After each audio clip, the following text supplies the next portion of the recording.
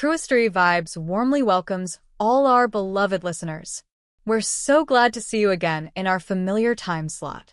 Today, TrueStory Vibes brings you a brand new story, one that we hope will touch your heart and stay with you. As you listen, feel free to leave a comment sharing the quote or moment that left the deepest impression on you. Wishing you a wonderful and meaningful listening experience. Early morning in Manhattan unfolds like a secret waiting to be discovered. Through the expansive floor-to-ceiling windows of apartment 15B, gentle light seeps in, casting a soft glow over the polished concrete floors and minimalist furnishings. The space is open and modern. A velvet teal sofa sits beneath a large abstract canvas, its brushstrokes of cobalt and gold echoing the city's restless spirit. A sleek walnut desk holds a laptop, its screen alive with open browser tabs, draft documents, and half-written email subject lines. Nearby, a half-emptied cup of oat milk latte bears a faint lipstick stain, evidence of yesterday's long hours and last-minute revisions. Emily Carter sits at that desk, her posture poised yet weary. At 25, she is already a senior copywriter at Aurora and Finch Creative Agency, known among her colleagues for her quick wit, playful prose, and uncanny ability to distill complex brand messages into resonant taglines.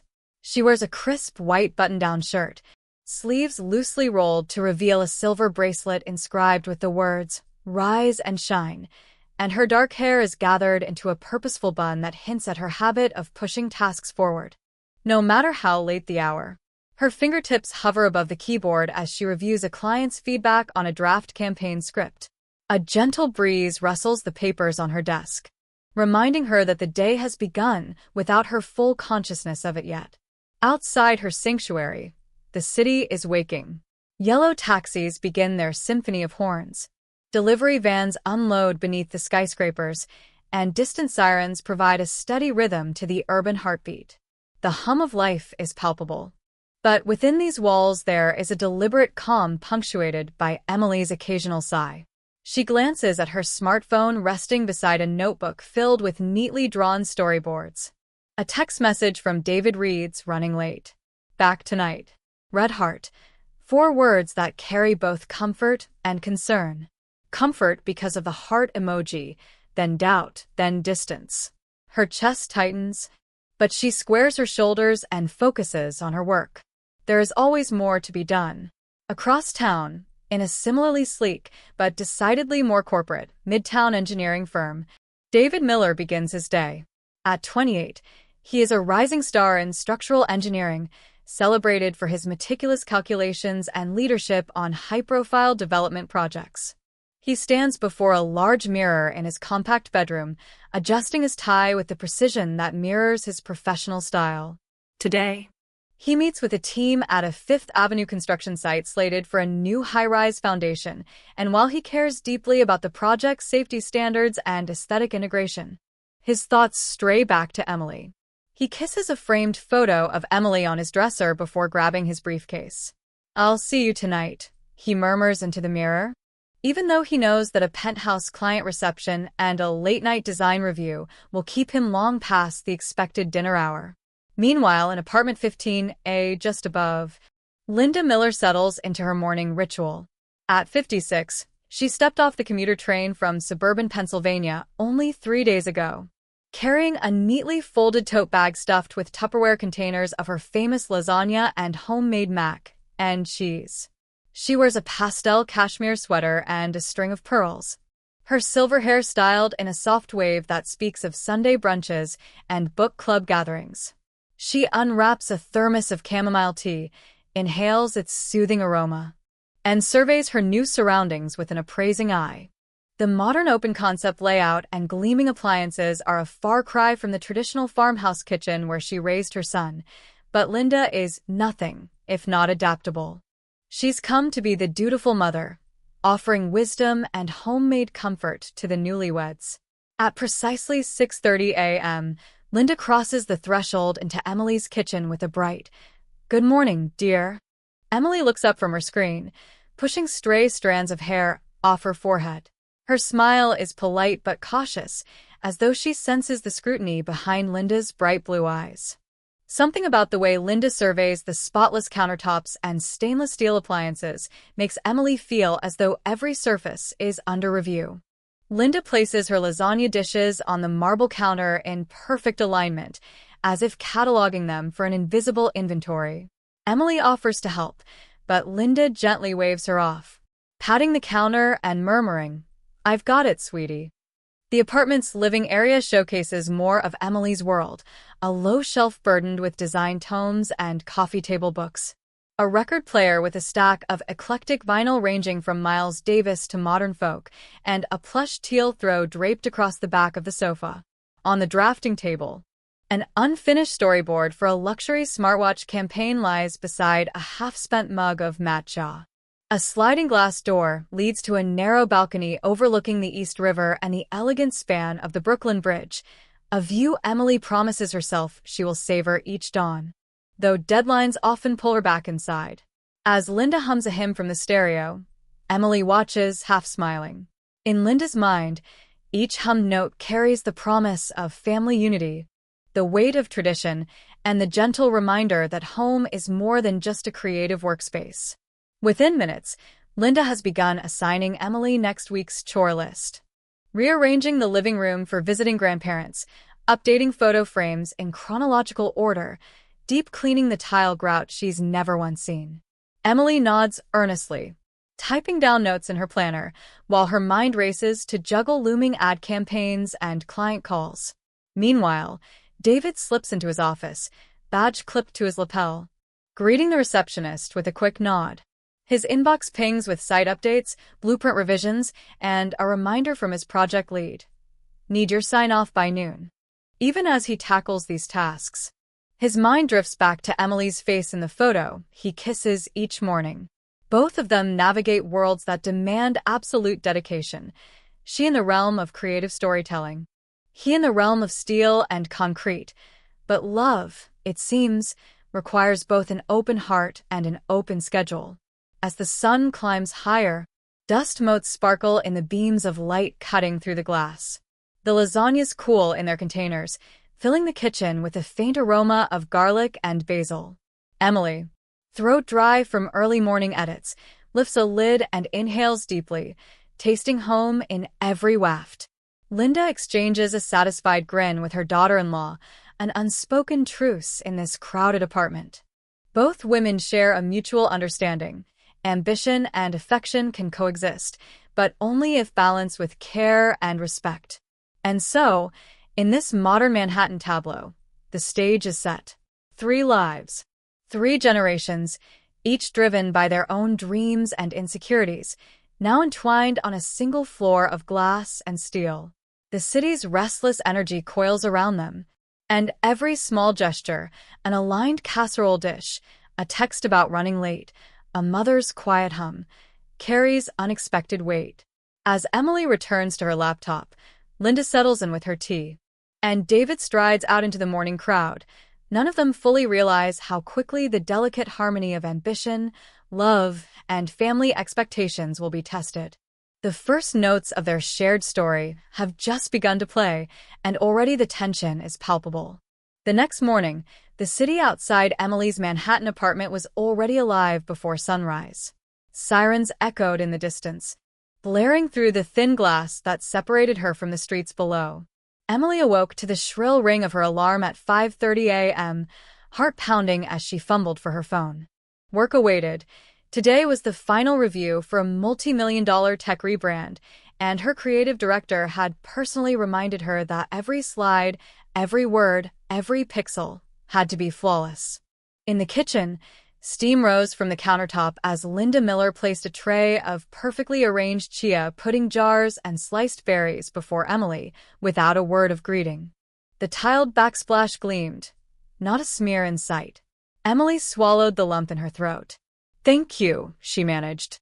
Before Emily could add a second word, Linda tapped her watch and said, "I thought you'd want to check your inbox before you dig in. And don't forget, after breakfast, we need to tackle that closet reorganizing." Emily's spoon hovered midair. "Mom, I have back-to-back meetings until noon. I really can't." Linda's expression flickered, though she kept her tone even. I understand deadlines are important, dear. But so is creating a calm, safe home environment. We'll need extra shelving for those reference books of yours. Emily felt her chest tighten. Her reference books were design manuals, a vital resource for her next client proposal. She gathered her courage. I'll help tonight after my calls. If it must wait, Linda replied. Voice polite but firm. Remember to return Mrs. Morales's cookbook, the one you borrowed last week. Emily set down her spoon and tapped her phone. A calendar reminder flashed. 6:45 a.m. Tech rebrand kickoff. She stood and kissed Linda on the cheek. She hoped the contact would soften what came next. I have to run, she said quietly. Linda nodded, already turning back to realign the north-facing sofa pillows. In the subway ride to her agency, Emily reviewed her slides on the train's small screen. She rehearsed taglines under her breath, determined not to let the morning's tension derail her focus. By 8 a.m., she was at her desk, headset on, laptop open to a sea of Post-its. Her team awaited. Great work on the headlines. Her creative director began.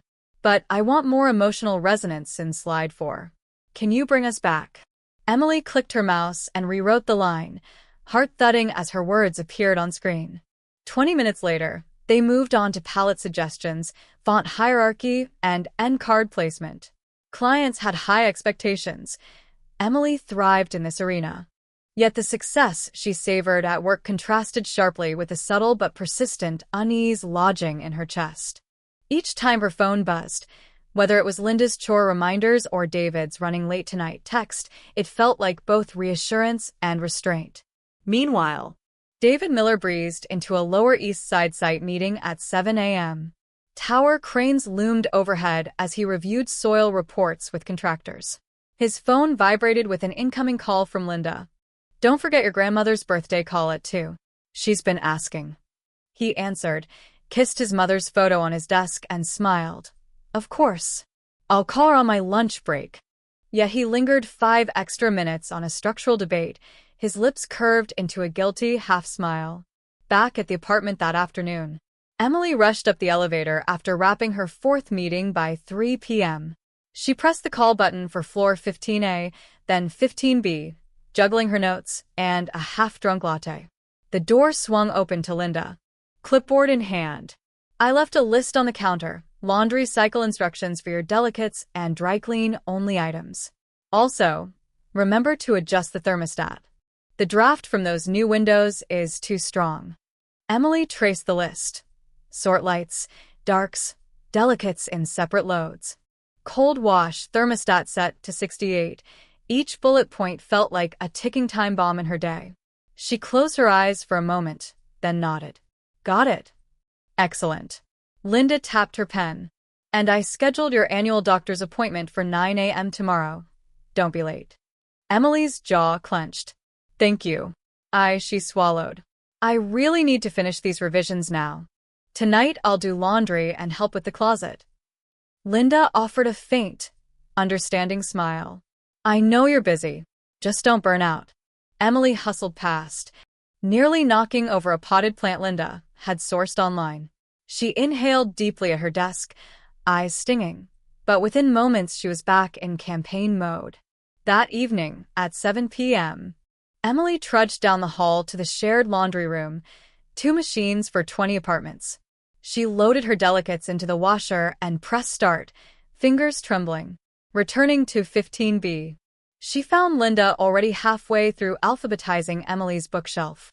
Hardcover tomes were lined A to Z, decorative objects perched at textbook-perfect intervals. The entire scene felt staged, every layer a reminder that Emily's agency land ecosystem could never match this level of precision. Looks great, Emily said, though her smile wavered. Linda beamed. Thank you for starting the laundry. I'll handle the dryer cycle. In the bedroom, Emily tried on outfits for the next day, then set her phone alarm for 5:30 a.m., hopeful for a little extra rest. She flicked off the light at 9:30 p.m. and lay in bed, staring at the ceiling. Every distant siren, every hum of HVAC, reminded her that she was caught between two worlds. One of fast-paced creative triumphs, and another of domestic correctness administered with surgical precision. Even as sleep finally crept in, Emily's dreams were haunted by overflowing inboxes, unruly bookshelves, and her mother-in-law's gentle reminders echoing in every corner. In the darkness, she vowed silently, tomorrow, she would draw firmer boundaries. But in the fragile hush before dawn, she knew that bending, just this once, might be unavoidable. The real question was whether she could bend without breaking. Emily's alarm shrieked at exactly 4 a.m. on a cold Tuesday morning. Still groggy from a scant few hours of sleep, she flung aside her duvet, swung her legs over the side of the bed, and blinked at the glow of her phone. She had promised herself last night that she would reclaim a bit of control in her life, and this was her plan. In the silent apartment, she padded into the kitchen, her pajamas brushing against the marble floors. She flipped on every light, illuminating the spotless countertops and stainless steel appliances that Linda so meticulously maintained. Yet tonight, at dawn's edge, Emily saw them differently, as tools for her protest. Pulling out pots and pans, she readied herself to summon every ounce of skill she possessed from her childhood culinary experiments. On day 1, she whipped together a savory shakshuka, egg-poached tomatoes kissed with cumin, smoked paprika, and coriander, served with crusty sourdough and ribbons of fresh parsley. By 4:45 a.m., she placed steaming bowls on the kitchen island, arranging a small pitcher of Greek yogurt on the side. Then, she slipped back into her bedroom without a sound, smiling in the dark.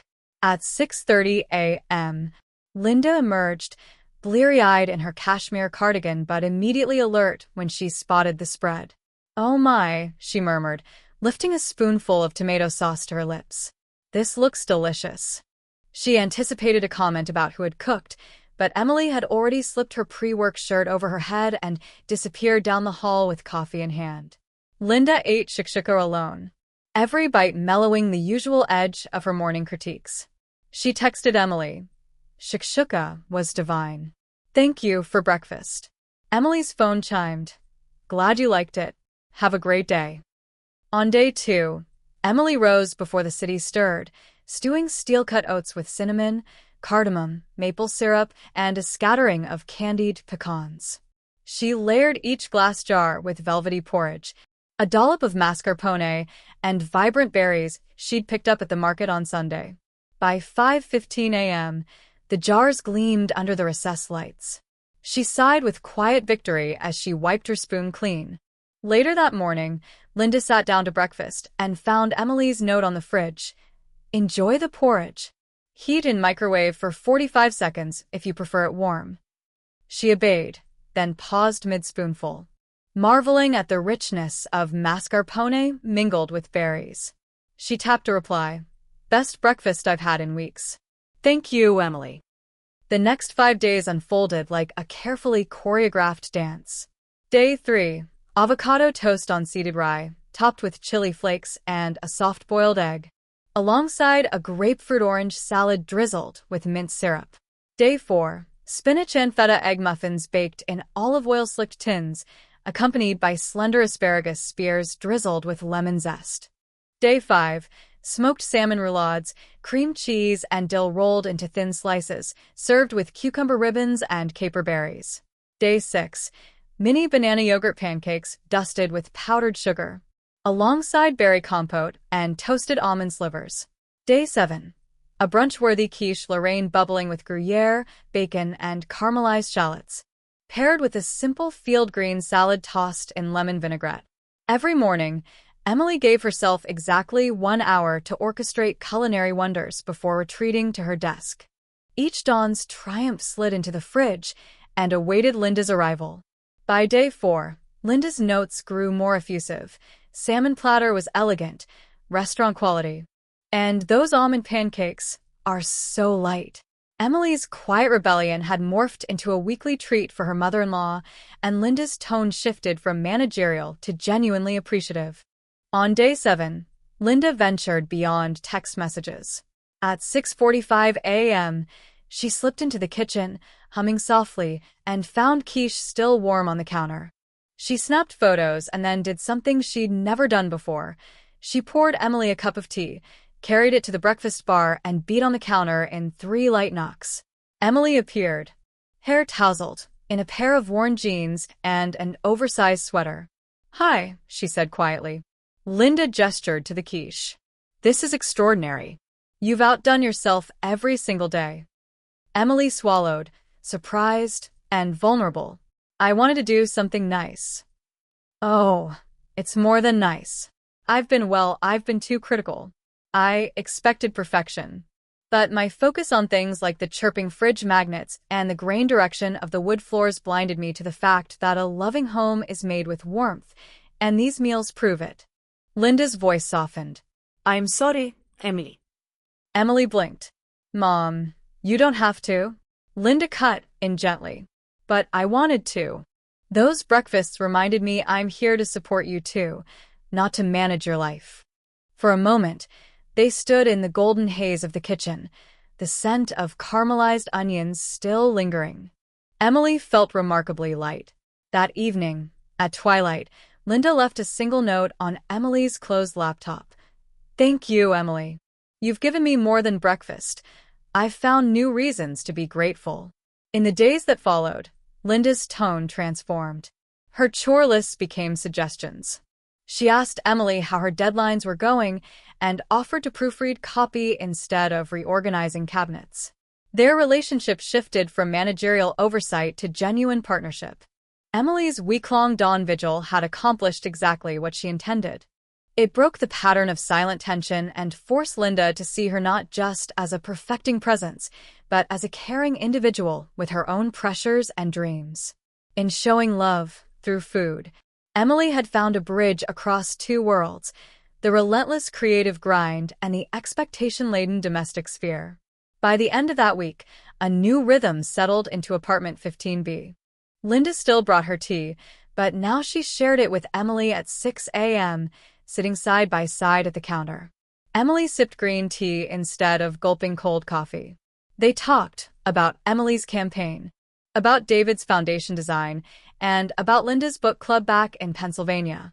Manhattan continued its ceaseless pulse outside.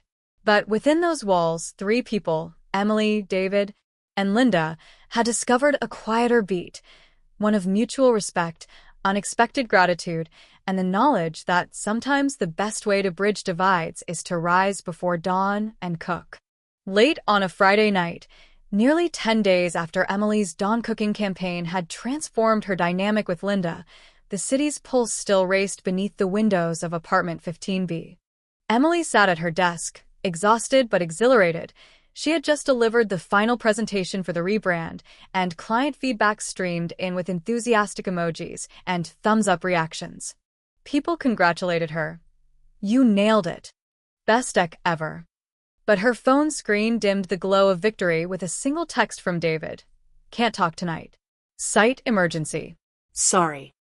She wiped her eyes and closed her laptop, deciding to reward herself with a cup of chamomile tea, Linda's new specialty. As she rose from the desk, she noticed a faint blue light under the living room door. Confused, she approached, expecting the welcome glow of a hallway lamp.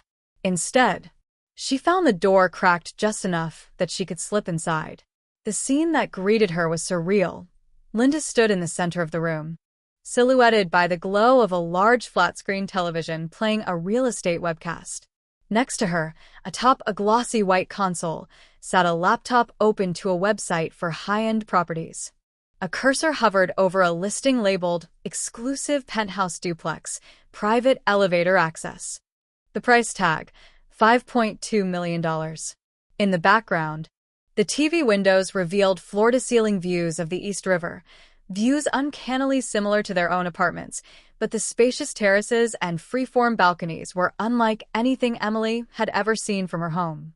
Heart-pounding, Emily slipped closer. Linda clicked through interior photos, vaulted ceilings, marble bathrooms, a private elevator lobby, an impossible residence that David had never mentioned. Emily's breath caught as the next photo displayed a kitchen akin to hers, but outfitted with a custom brass La Cornue range and hand-blown glass pendant lights in a layout that didn't exist in 15B. Emily's mind raced. She had noticed late-night trips from their garage, but always chalked it up to David fetching tools or extra paint for the office. She had assumed the penthouse was a staging area for clients, never suspected it was secretly theirs. Shock turned to dread as she scrolled. There, buried under property details, was the financing structure, co-owned by David Miller, Linda Miller as guarantor. No mention of Emily Carter. A sudden ping on the laptop startled her. An email preview read, "Your private showing with Samantha Ross is confirmed for Saturday at 11 a.m. Access code 4926. Emily's heart jolted. Samantha Ross. The name belonged to the colleague David had praised for her market-savvy insights in last month's department meeting. Emily had never met her. David mentioned her only in passing. Why would Samantha need a private showing of their secret penthouse? And why was Linda, of all people, browsing the property details? Summoning every ounce of composure, Emily raised her phone to camera record Linda's screen. A single tap and the blue recording icon blinked. Linda scrolled to a floor plan PDF. Samantha's name typed at the bottom under preferred occupant. Emily's chest tightened as she fought the urge to burst in. Instead, she crept back to her door, paused to steady her breath, and slipped into the hallway without a sound. Once inside her bedroom, Emily's hands trembled. She pressed stop on the recording and watched the playhead freeze over the penthouse's soaring living room and private elevator vestibule. The realization crashed down. David and Linda had conspired to keep this duplicate residence secret, and Samantha was in line to move in. Emily's pulse thundered. Was she the fallback? Was her marriage collateral for this arrangement? She sank onto the edge of her bed, still dressed in slacks and a fitted blouse from the daytime pitch. She replayed Linda's browsing path. Home, exclusive properties, Miller portfolio, 7B penthouse viewing, confirmed showing. Then the email subject, viewing confirmation, Samantha Ross. A translation formed in her mind. David was playing house with someone else. She needed proof more than video of a web page. She needed to unlock that code. Quietly, she crept out again, moving to the console where Linda left the laptop. The password field blinked, already populated with Miller $56. Emily frowned. Her last name was Carter, not Miller. She hadn't set a password. Clearly, Linda had. She hesitated but tapped enter. The screen melted away to the property management portal, and a live log of access requests appeared. There it was. Request by Samantha Ross at millergroup.com. Status: pending. A second entry flashed beneath. Request by Emily.Carter at aurora-finch.com. Status: denied. Emily's stomach knotted. David had denied her access to their own penthouse listing. As she dug deeper, she found tenant profiles. Samantha's profile listed her as primary occupant, pending lease. Emily's name was nowhere in approved occupants.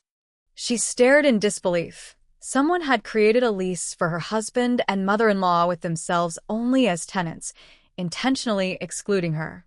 She hastily copied the page with her phone and turned to leave, but froze at the sound of Linda's voice behind the door. "Emily, are you up?" Linda asked, her tone light. Emily's heart lodged in her throat. She scrambled to close the tab, too late. The laptop locked itself. Linda appeared in the doorway, phone in hand, a sudden inquisitive look in her eye. "Did you want to see the penthouse listing?" Linda asked, voice carefully even. "I sent you the link. I thought you might join Samantha for her tour." Emily's voice felt hollow. "Samantha's your client?" Linda tilted her head, a practiced smile forming. "David and I arranged a private tour. Samantha's interested in moving into the city. She heard our building has excellent amenities. You could join us if you'd like. It'll be a nice brunch afterward." Emily's mind raced. What brunch? Why Samantha? And why had David never told her any of this? Linda nodded toward the closed door. "I'll leave you to get ready. I promise, nothing to hide, just thought you'd enjoy seeing the penthouse." It's lovely at sunrise. With that, Linda glided away, leaving Emily alone in the dim corridor. She exhaled sharply, her resolve crystallizing. She would attend that showing. She would walk through that private elevator lobby and demand answers. If Samantha was a silent occupant, Emily would confront her. And if David played games with her marriage, he would be forced to face the fallout. She sank against the wall, staring at the recessed lights overhead. The whispered dreams of their Manhattan life had morphed into a labyrinth of hidden doors and secret loyalties. As her phone buzzed with a calendar alert, Penthouse viewing at 11 a.m., Emily felt something shift within her. The old Emily, the one who thrived in boardrooms, would navigate this betrayal with precision. And the new Emily, the one who refused to be excluded, would forge her own path through a maze of half-truths. Outside. The skyline glowed with dawn's promise. Emily pressed her forehead against the cool wall and vowed she would reclaim her place in the life she'd built. No more secrets. No more exclusions. Today, she would step into the penthouse that bore her name but denied her keys and emerge empowered, with the truth blazing behind her eyes. Emily stared at the city lights flickering through her living room windows, feeling the pulse of Manhattan beneath her feet. The secret penthouse lease, Samantha's private showing, and Linda's collusion had shaken her to the core. But she refused to be a victim. She needed a plan, one that was as elegant as it was ruthless. First, she contacted Benson and Clark Investigations, using the alias EC, and requested a discreet forensic audit of all assets linked to David and Linda. Within hours, Aaron Clark, a seasoned investigator with steely blue eyes and a reputation for impartiality, arrived at her door. Over chamomile tea, Emily outlined her objectives. Uncover shell corporations used to acquire the penthouse, trace the financial pathways funding Samantha's lease, and document any illicit wire transfers. Clark nodded, noting every detail. We'll begin with corporate filings and move to direct surveillance, he said. While Clark's team subpoenaed real estate libraries and bank records, Emily devised Phase 2. A cunning bait set to ensnare Samantha directly. She reached out to Master Li Cheng, an esteemed Feng Shui consultant whose charisma masked a penchant for overcharging affluent clients. Emily requested a personalized energy alignment opportunity for Samantha, emphasizing urgency and exclusivity. Li Cheng responded enthusiastically, eager for new high-profile clientele. Using details gleaned from Samantha's public social profiles, Emily fed Li Cheng Samantha's birth date, favorite color, and career milestones. In return, he crafted a proposal for Silver Dragon Residences, a luxury waterfront development in Miami's burgeoning art district. Li Cheng lauded the project's curved waterways, dragon-scale facade, and Phase 1 dragon-aligned ceremony, claiming only a select group of 100 investors, minimum $500,000 each, could secure the most auspicious units. He insisted quick action. Only investments placed before the upcoming spring equinox would benefit from guaranteed prosperity amplification. To seal the deal, Emily arranged a leather-bound invitation, embossed with Samantha's name, delivered to Samantha's office by a discreet courier. The invitation promised a complimentary Feng Shui consultation, a taste of the development's exclusive lifestyle. Simultaneously, Clark surveilled Samantha's daily routine, captured her entering Li Cheng's Soho loft, nodding eagerly as Li Cheng showcased hand-drawn site maps and Feng Shui charts over jasmine tea. Minutes later, Clark documented Samantha authorizing a $500,000 wire transfer from her brokerage to an escrow account in Belize, the funds labeled Phase 1 Deposit, Silver Dragon. Next came Phase 3, dragging David into the fallout. Clark monitored Linda's personal bank accounts through legal subpoenas and discovered an automatic $150,000 debit, the defined guarantor portion, triggered by a collateral guarantee clause buried in Samantha's escrow agreement. Emily's lips curved into a determined smile as Clark confirmed both wire transfers. This was the perfidy she needed to expose. On a rainy Friday morning, Clark emailed Emily the damning evidence. Detailed transaction logs, shell company sheets, and affidavits from offshore trust administrators. Samantha's $500,000 was irrecoverable under Belizean trust law. Linda and David's $150,000 contributions were equally locked. With that, the shell developer declared force majeure and abandoned the project. The conspiracy hatched in the secret penthouse had imploded spectacularly. That evening, Emily fixed Linda a cup of chamomile tea and handed her a printed packet of Clark's findings. Linda's eyes widened as she paged through wire confirmations, notarized escrow agreements, and the corporate registry that revealed David and Linda's shell corporation names. I can't believe this, Linda whispered, trembling. I thought I was just helping Samantha find a nice place. Emily's voice was calm but unwavering. You and David set this up, and you excluded me. You used my mother's account without my knowledge. Linda's face crumpled in guilt. I'm so sorry, she sobbed. I never realized. Emily raised a hand. Sorry isn't enough. David must take responsibility. She slid the final documents across the table, Samantha's lease agreement, the secret penthouse keycode logs, and the notarized affidavits of forced wire transfers. Show him this. Then we talk about how to repair what's left. As the rain pattered against the windows, Emily felt the weight of her strategy shift from revenge to reclamation. She had weaponized ambition, greed, and superstition into an unassailable case. Now, every secret transaction lay exposed, the hidden penthouse lease reduced to a footnote in a forensic dossier. Emily realized that her greatest triumph was not the downfall of Samantha's fortune or the humiliation of David and Linda, but the restoration of her own dignity. In that moment, the lights of Manhattan no longer felt like silent observers. They seemed to applaud her precision and resolve. Emily would no longer be a bystander in her own life. She would define her own terms, with no hidden schemes left in the dark. Emily stood in the dimly lit hallway of apartment 7B, the secret penthouse she had discovered only weeks before.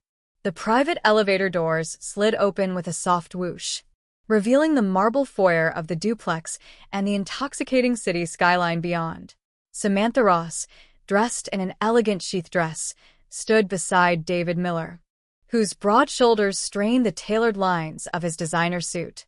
Linda Miller hovered behind them, her eyes bright with excitement. Emily stepped silently into the foyer and activated the small camera hidden in the sleeve of her blazer. Every click of the shutter, every captured second, would become evidence. She moved closer, where her heartbeat thundered in her ears. Samantha, David said, voice low and smooth. I'm so glad you could make it today. Samantha smiled, brushing a strand of honey-brown hair behind her ear. Thank you for arranging this private tour, David.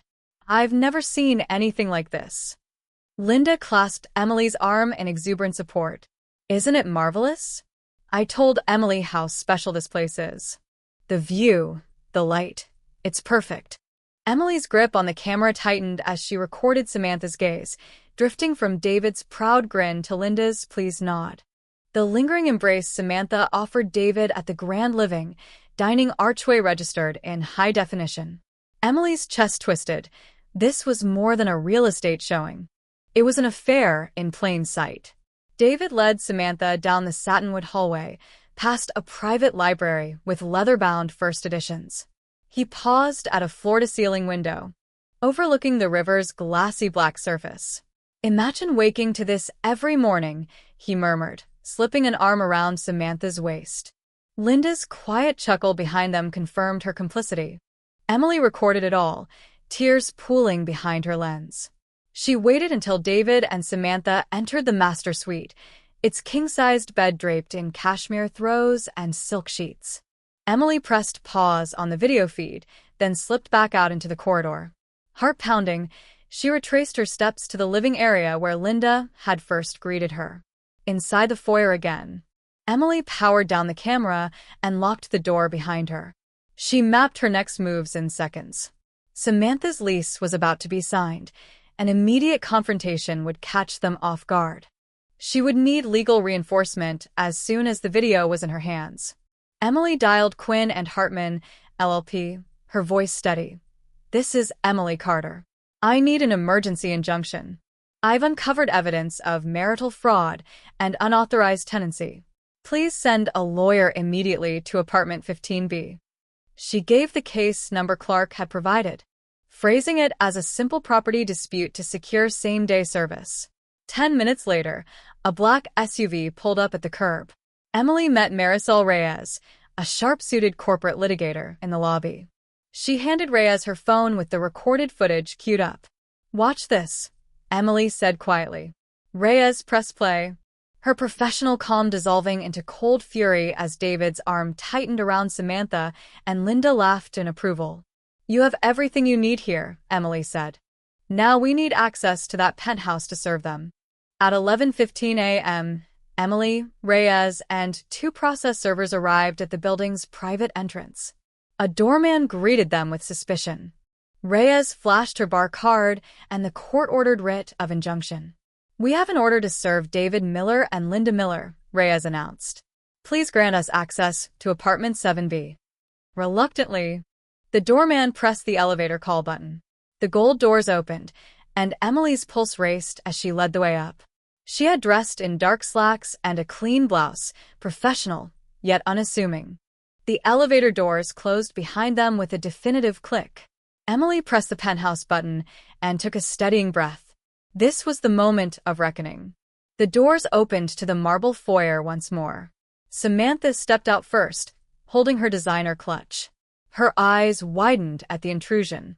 David's hand drifted toward Emily's nameplate. "What is this?" he demanded. Reyes advanced, service papers held firmly in her hands. "David Miller, Linda Miller, you are hereby notified. Under New York Family Court Emergency Injunction #C 14-0921, you must vacate the premises of apartment 7B immediately. You are prohibited from any further occupancy." Samantha's face drained of color. What? "You can't just force us out." Emily stepped forward, voice clear. "This penthouse is funded through deceptive practices, undisclosed joint accounts, and false guarantor agreements. I have evidence, video, bank records, investigative affidavits, that you both conspired to exclude me from ownership and lease negotiations. We're here to serve eviction papers." David's jaw clenched. He squared his shoulders and glared. "You have no standing here. This is my investment. My mother's, not yours." Reyes responded firmly. "Mrs. Carter is the lawful spouse and entitled co-owner under our state's equitable distribution statutes. These documents prove that ownership was wrongly concealed. This eviction is lawful." At that moment, Linda appeared in the hallway, clutching her pearl necklace. Samantha stood silent beside David, half-turned toward the private elevator. Linda's face twisted between horror and shame. "Emily, I'm so sorry," she stammered. "I never meant to hurt you." Emily watched her mother-in-law's eyes well up, then turned to Samantha. "You invested $500,000 in a sham project I arranged to expose your scheme. You knew exactly what you were doing." Samantha's composure cracked. She shrugged, lips pressed thin. "You set me up." Emily's lips curved. "No, you signed the papers willingly. You can try to deny it now, but the bank records, the Belize trust agreements, and your own handwriting on that lease application say otherwise." Meanwhile, Reyes produced a second set of documents, assets frozen by court order, bank account garnishments, and shell company dissolution notices, all ready for signature. The presence of the process servers signaled the gravity of the situation. The room was thick with tension. David turned to Samantha, voice hoarse. "How could you?" Samantha pulled away and marched toward the elevator. "I'm out of here." The doors closed just as the servers advanced to hand her a copy of the eviction notice. With Samantha gone, David looked around the grand foyer as though seeing it for the first time. The high ceilings, the sprawling marble floors, the private elevator lobby, all symbols of his duplicity, now held him captive. He sank onto a sofa, head in his hands. Linda knelt at his side. "David, please." Reyes stepped forward again. "Mr. Miller, you have 24 hours to remove your belongings from this property. Failure to comply will result in enforcement by New York City marshals. David nodded slowly, tears glimmering. I understand. As Reyes and the process servers filed out, Emily remained behind, watching David crumble. Her chest ached at the sight of the man she once loved in pieces. Yet she took solace in the knowledge that her justice, had prevailed. The penthouse's vast windows framed a now silent skyline. Once a playground for secret passions, it stood empty and exposed. Emily walked to the private elevator, pressed the downstairs button, and stepped in alone, the doors closing behind her with a sigh. Back in the corridor of apartment 15B, Emily leaned against the door, eyes closed. The evicted couple, the silent accomplice, and the vindicated spouse all collided in her mind. In 5 minutes, Manhattan's hum would resume outside. But inside Emily, a profound stillness had settled. The secret was out, the showdown complete, and she had reclaimed her life. The morning after the eviction, Emily Carter sat at her kitchen island with her laptop open to a new upload page on her private Facebook and YouTube channels. The video file was heavy, an unbroken 10 minutes of raw footage from Clark's hidden camera, David Miller embracing Samantha in the penthouse foyer, Linda's complicity in arranging the private showing, Samantha's triumphant smiles as she signed away $500,000 into an offshore project. Emily watched the playback, once more, heart-hammering. Then she typed the post description. Exposed. My husband and mother plotted to hide a secret penthouse while funding a sham, Feng Shui, property scheme for his mistress. I'm sharing everything I captured on hidden camera. This is not just real estate fraud. It's a betrayal of trust. #Truth revealed. With a deep breath, she clicked publish on Facebook, then upload on YouTube. Within seconds, notifications pinged on her screen. Views, likes, shocked comments. Emily closed her eyes and allowed herself a brief moment of calm acceptance. There was no turning back. By 9 a.m., the video had already passed 10,000 views. Friends and colleagues flooded the comments with outrage. David who? That's one way to rebuild your brand. Linda really? Shame on you. Emily, stay strong. You deserve better. On LinkedIn, industry peers shared the story under the headline Creative Director's Personal Life Erupts in Viral Scandal, speculating how the fallout might affect her high-stakes rebrand. Emily's agency inbox filled with supportive messages. We stand by you. And let us know if we can help. Meanwhile, David's phone lit up with angry texts from Samantha. You set me up, you will pay for this. And frantic calls from his boss at the engineering firm. By mid-morning, the firm's HR department emailed Emily's agency. Please be advised that Mr. Miller's employment is under immediate review due to public scandal. Samantha, reeling from the social media blowback, deleted her public profiles and vanished. Emily's surveillance footage had been mirrored across Twitter and Instagram. #SilverDragonScam trended within hours. Samantha's followers labeled her Feng Shui fool, while financial bloggers dissected her offshore bankruptcy filings. She became a cautionary tale overnight. By 2 p.m., major local news sites were running headlines. Manhattan penthouse affair exposed by hidden camera video, and Feng Shui investment scam leaves executive lady millions in the wind. Each article embedded Emily's video, framing her as both wronged spouse and whistleblower. Editorials praised her courage. In a world of double standards, one columnist wrote, Emily Carter dared to hold the powerful to account. Linda Miller, once the picture of composure, retreated to her suburban home in Pennsylvania under the storm of online condemnation. Her social media accounts were flooded with accusations: grandma gone rogue, mother-in-law mastermind, family homewrecker. Even her bridge club received crank calls referencing the scandal.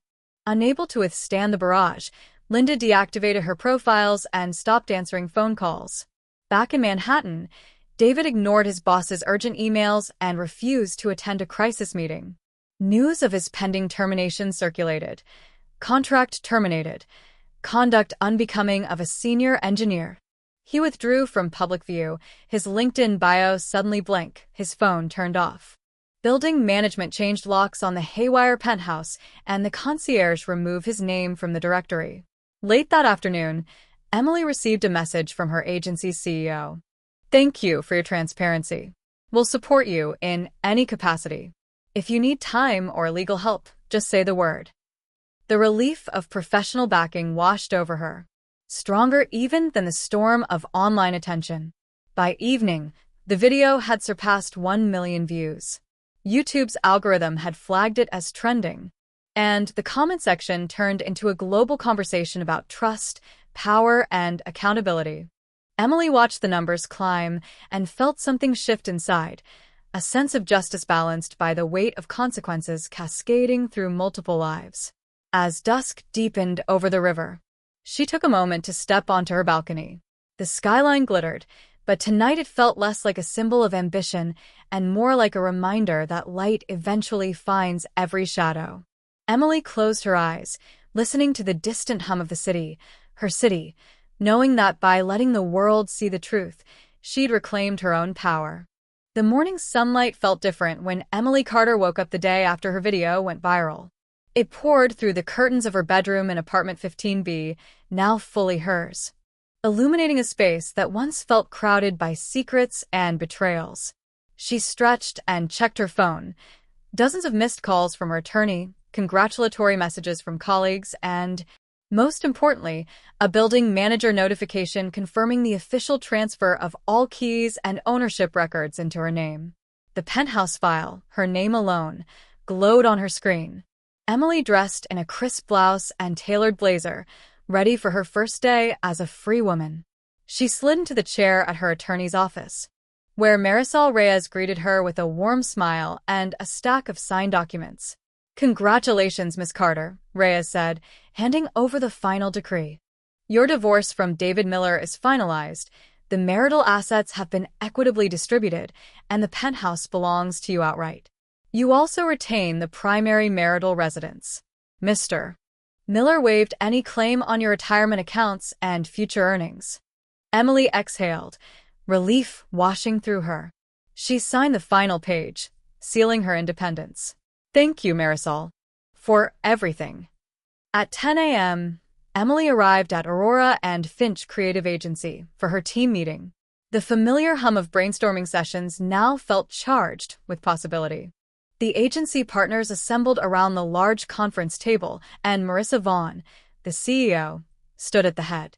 "Emily, you've handled yourself with such grace and professionalism through this personal crisis," Marissa announced. "Your leadership on the Homes Tech pitch was exemplary. Effective today, I'm promoting you to creative director, overseeing both the copy and art teams. We're also increasing your profit share bonus by 20%. Applause filled the room as Emily's colleagues cheered. Her eyes glistened. She accepted the promotion with a genuine smile. "Thank you," she said. "I'm honored and ready to hit the ground running."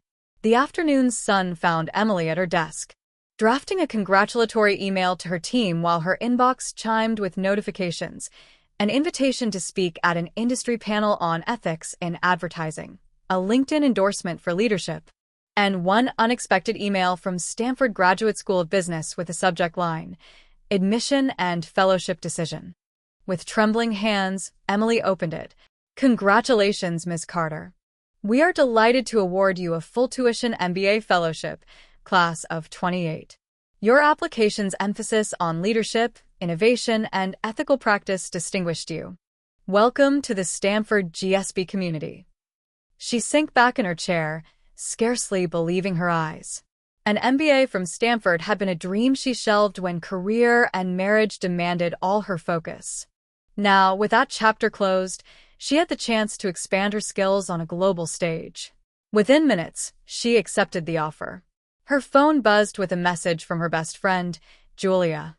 "You did it, creative director and Stanford MBA.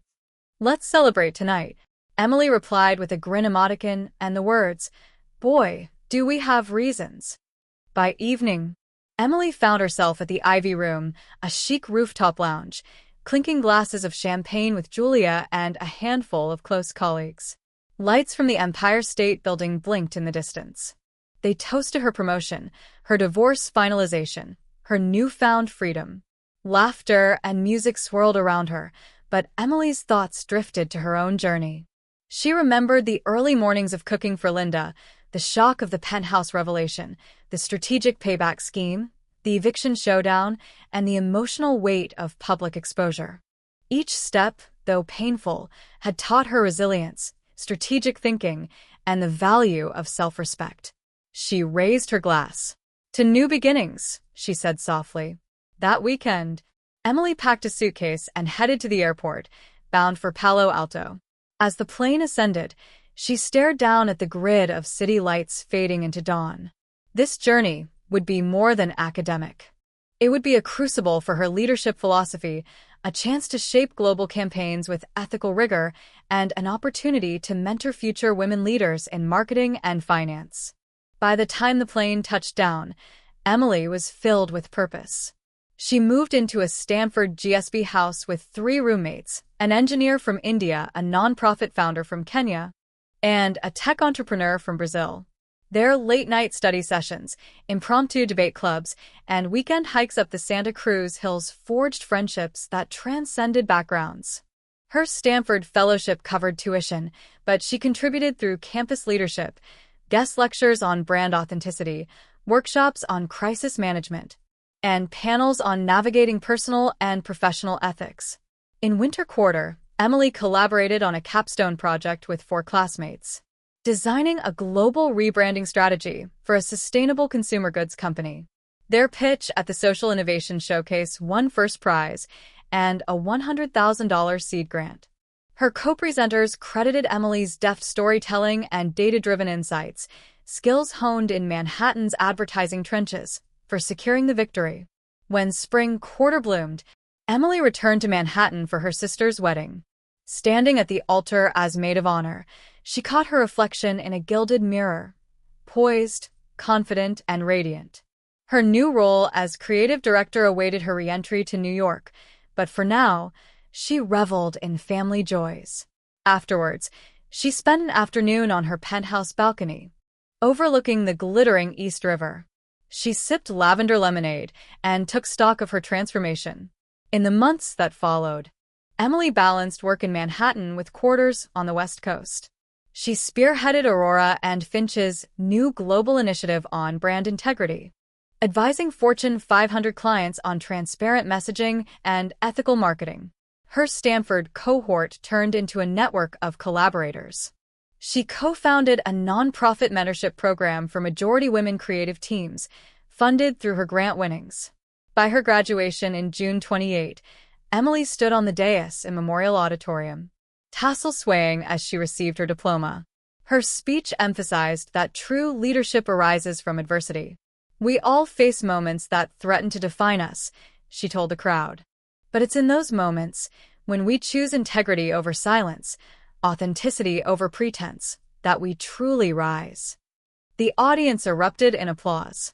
That evening back in San Francisco, Emily toasted her achievements with Julia and Marissa Vaughn via video call, her Stanford ring gleaming. She reflected on the path that had led her here, every confrontation, every strategic move, every sunrise spent cooking in a battle for respect. And though the past still carried memories of betrayal, it no longer held power over her. Emily Carter had closed that chapter with clarity and strength.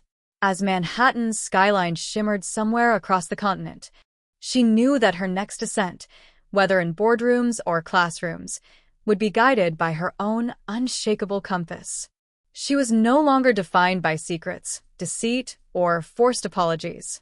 She was defined by her vision, her resilience, and her capacity to transform adversity into opportunity. In that realization lay her true rebirth and the limitless horizon of her future.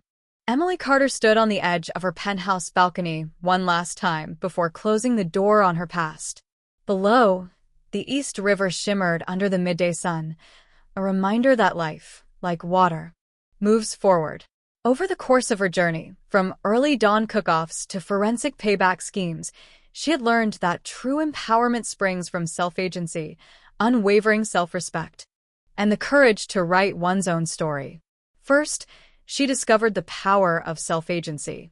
Faced with secrets and betrayals, Emily refused to remain passive. Instead of ignoring the warning signs, she took proactive steps, hiring investigators, setting traps of her own design, and confronting her husband and mother-in-law with irrefutable evidence.